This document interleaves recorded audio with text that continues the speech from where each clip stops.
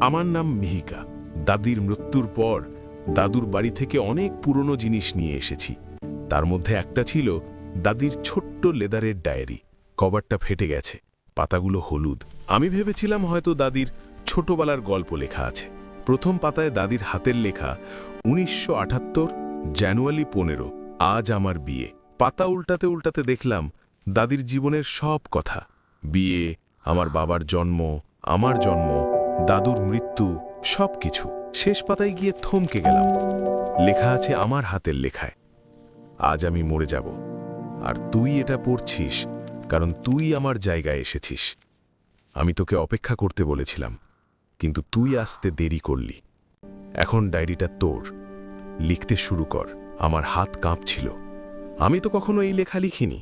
আর শেষ লাইনটা লাল কালিতে, তুই পরের। আমি ডায়েরিটা বন্ধ করে রেখে দিলাম। রাতে ঘুম ভাঙল। ফোনের আলোয় দেখলাম ডায়েরিটা খোলা।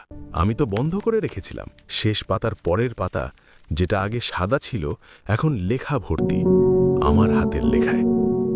আজ আমি ডায়েরিটা খুললাম।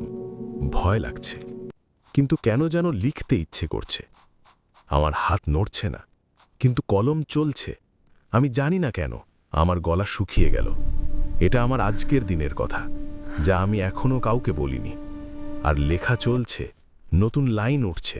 আমি এখন লিখছি, কিন্তু আমার হাত নড়ছে না। আমি শুধু দেখছি, আর কলম চলছে। আমি বুঝতে পারছি আমি আর লিখছি না, আমি পড়ছি। আর যে লিখছে সে আমার জায়গায় এসেছে। আমি ডায়েরিটা ছুঁড়ে ফেললাম, কিন্তু সকালে উঠে দেখলাম ডায়েরিটা আবার খোলা।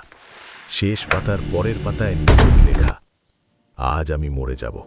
কিন্তু আমি মরব না, কারণ তুই আমার জায়গায় আছিস। এখন তুই লিখবি, আর আমি পড়ব চিরকাল। আমি আর ডায়েরিটা খুলি না, কিন্তু রাতে যখন ঘুম ভাঙে আমার হাত নিজে নিজে নড়ে। আর আমি জানি কলমটা চলছে আমার হাতে নয়, ডায়েরির ভিতরে। আর শেষ পাতায় লেখা উঠছে, তুই পরের।